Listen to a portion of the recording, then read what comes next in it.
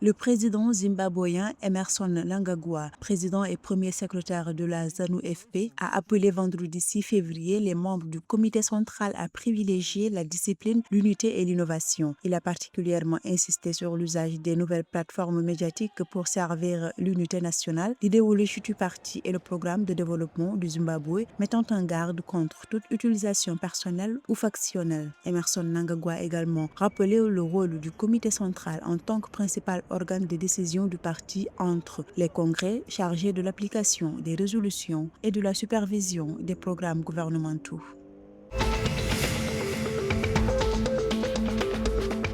Le corridor de Lobito en Angola disposera désormais d'un outil de suivi des programmes et des financements, a annoncé la représentante de la Banque mondiale lors d'une réunion à Luanda. L'institution, qui entend soutenir le projet ferroviaire de 1300 km vers le port de Lobito via des mécanismes publics et privés, incluant des garanties pour l'attractivité du secteur privé, a souligné le rôle central de ce nouvel instrument. L'outil permettra d'assurer un suivi des actions des pays et partenaires en temps quasi réel. Le corridor est par ailleurs considéré comme une voie stratégique pour le commerce et le transport entre l'Afrique australe et centrale et les marchés mondiaux.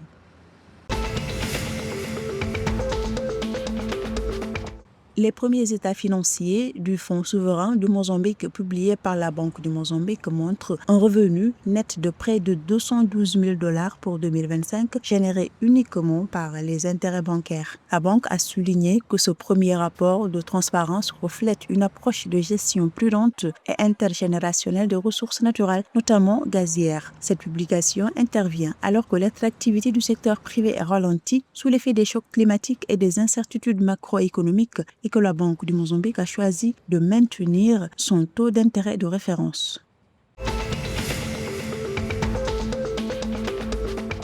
En Namibie, le ministre des Travaux publics et des Transports, Veko Nekundi, a réitéré la détermination de son ministère à améliorer les infrastructures routières dans l'objectif d'assurer la sécurité des usagers. Il a indiqué que l'avancement des multiples chantiers nationaux est orchestré par un plan stratégique permettant une allocation optimale des ressources et une juste répartition entre les projets régionaux. À titre d'illustration, le projet couvrant Usakos, Arrondis et Swakopmund prévoit l'aménagement de voies de dépassement alternées tous les 2 km et sur certains segments de configuration à 4 voies destinées à fluidifier le trafic.